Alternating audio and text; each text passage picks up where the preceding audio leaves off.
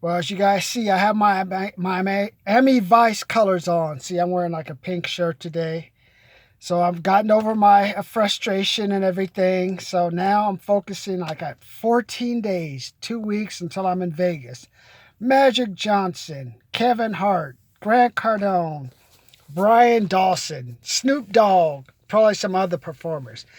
And this is the ticket I spent $5,000 on. And last night I bought the plane ticket. That cost me another $607. So far I'm about $5,600 into it.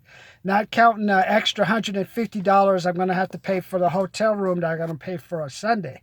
You're like, we're asking, well, Martin, what do you go to Vegas for? Are you going to go party, hit the strip clubs? No, man, I'm going to like a 3-day conference. 3 days, all I'm going to do is take notes. I got to learn enough to make me an extra 1.1 million to 1.5 million minimum this year. At least learn how to make $83,333 a month. You know why? Because it's all about the money now, baby. I've been driving along. I like checking out. I work in this office, in my little office yesterday.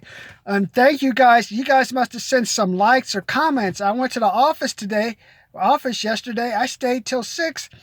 I didn't hear one kid. So I guess someone else like me, you guys must have got a hold of my video, huh? So that brother's crazy, man. I bet that I'd come through here again. So looks like the management took care of that. So I was do some extra work yesterday. And I was just realizing, things are slowing down, man. And one thing you need when things slow down, if you have money when things slow down, just think, when you're rich, like when you have money and things are going well, you're like, eh. But when you have money and things are going bad, you're basically a god, man. You're going to go out and buy stuff below market, turn around and sell it. People still need products. People still need to learn how to grow their businesses. I like going to my business office and getting it going, and like guys are all talking to the receptionist. It's only like 4:30. I mean, she's not going to go home with you. And if she did go home with you, man, expand your office. Show her you got some money. Just don't show her you're renting a space in the office and that's it. Like, are you expanding? Are you getting a bigger office? Or are you renting out space for other people? I mean, what are you doing other than telling her, flirting with her? I get a lot of that. I'm like, people just hate to work, man. That's one thing you notice. I mean, in this smaller office, what do they call them now? They used to call them something when I was back in my old man days. There was a name for it, like a work share or something like that. Now it's like they call it a commune or a hub or something. I just call it a place where 2 or 3 people are all making the money and the rest of them are trying to survive.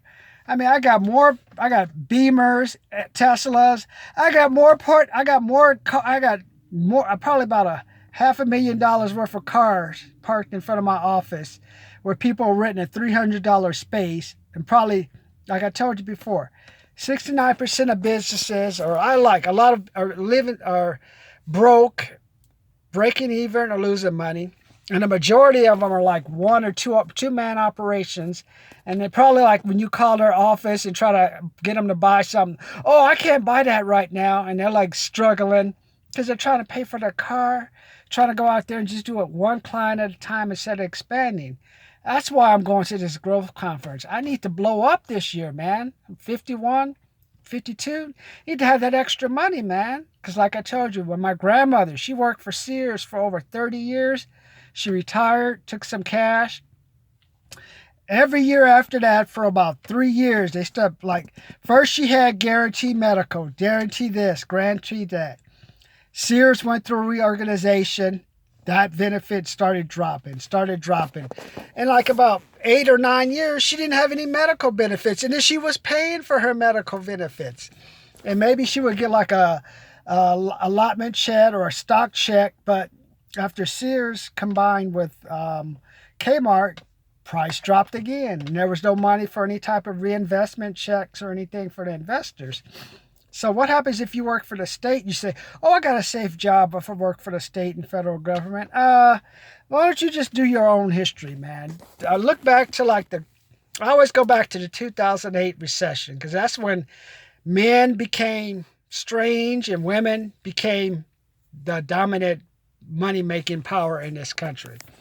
It used to be like places like whole municipalities, which are just cities, just stop paying pensions. And even last year, GE, when I was younger, GE used to be like a multi-billion-dollar company. Their stock was about $50 to $60. Now the stock is barely probably $10. And now last year they said, we're no longer going to match contributions. And they said they would freeze their retirement system, which means whatever retirement benefits you have, you're going to keep unless they go bankrupt or they do some type of reorganization like with my grandmother. And then what will they do? They will cut the benefits, cut your retirement. So you always have to have like an extra source of income just in case. And the only way you can really do that, you're going to know how to sell. Either you got to go out there and sell something for yourself or go out there and sell something for someone else. And that's why I'm going to this conference for. Because during that 2008 recession, all the jobs there used to be things called bank jobs. It used to be like a lot more jobs in banks, credit unions, even car dealerships and a lot of retail jobs. But after that 2008 recession, it just all wiped out. You know what the biggest pay, where I am, you know what the biggest producing job? Logistics, warehouse work, fulfillment. I'm like, if you would have told me, I worked in a warehouse over 30 years ago, and I cannot believe that's a job. I don't even need to go to college for that, man. I can imagine going into one of these places. I have a college degree. I'd be like, I worked in a warehouse. When I was younger, drug addicts, dropouts, rapists, people on the run for the law worked in the warehouse. Not teenagers graduating from college who can't find nothing to do. Hey, I'm going to work my way up to facility manager. Okay, buddy, you try to do that. And I think if Amazon is doing what I'm thinking, how they're phasing out their trucking portion and they're about to move that over to like private people and just have them just buy routes and cut rate, then what does that mean? They're not going to need as many people like picking stuff or going into their warehouse. So all those people who are probably getting paid probably good salary, I think it was like $14 to $15 overtime, they're going to lose their jobs. Then they got to go to one of these cut rate carriers that are just trying to save money and doing strange stuff. And you're going to see like a consolidation in that industry soon. So once Amazon gets rid of, right now, Amazon is supporting its own logistics, at least paying for the trucks. In time, they're going to subcontract that all out. Once they subcontract that out, they're not going to need as many people. So that's why you need to go out there now. Go invest in yourself. Take a training course. Put away $100 to $200 for emergency. And then after that, go out and learn something. I mean, what people don't know, with all the technology and stuff we have out there, people don't know how to sell. I look at people think if you're just going to post something on the internet and someone's going to buy. Companies keep maximizing their social media presence, but they don't know how to close the deal. You can still go to a retail shop, go anywhere. They're all talking, and you just should be saying, "Hey, sir, I need you to make a decision. I need you to pay me now. This. Hit the person up. Look at me at $5,000, man. That's more than people make. Probably a majority of probably more than all these people working these fulfillment centers making about 3 months' time, man. And half of them are living at home. Do you want to be 20, 34? You want to be 25 or 36 working at home because you can't get a job that pays you enough to pay for an $1,800 to $2,000 apartment? I don't want that to be you, man. That's why I'm going to the conference. I'm going to do the work for you. I'm going to sit there and take notes for 3 days. I'm going to listen to how Kevin Hart worked his way out of Philadelphia, went to all the different clubs, and now he promotes and manages his own tour. I want to be like Magic Johnson. What can I learn from a man that has AIDS and now he's a billionaire? You don't think if I learned 5, 10, or 20% from Magic, that's like $200 million worth of knowledge. I can't come back and turn that around into making $32,000 in a day. How about Brian Dawson? He had multi-billion-dollar companies working with someone and trying to help people scale their business. It's all about expansion now, man. Don't waste money on that car. If you're going to waste money on that car, don't let me see you in Target. Don't let me see you in front of the 99-cent store. Or don't let me see you in Vons or Albertsons coming out with like one bag, you holding your baby's hand. All right, come on, man. That little kid deserves to eat. Don't let that car take your life. Don't let that car take your spirit. Cause I've been there, man. I had the Beamer. I know what it's like to be car rich and cash poor. That's why right now, you know what? It's important about me being cash, but I got to invest to learn. I can't learn from a person in a warehouse. I did that 30 years ago.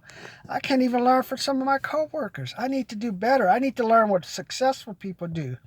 How can I make that decision? How can I close that deal? So I want you guys to subscribe and comment. What do you think, man?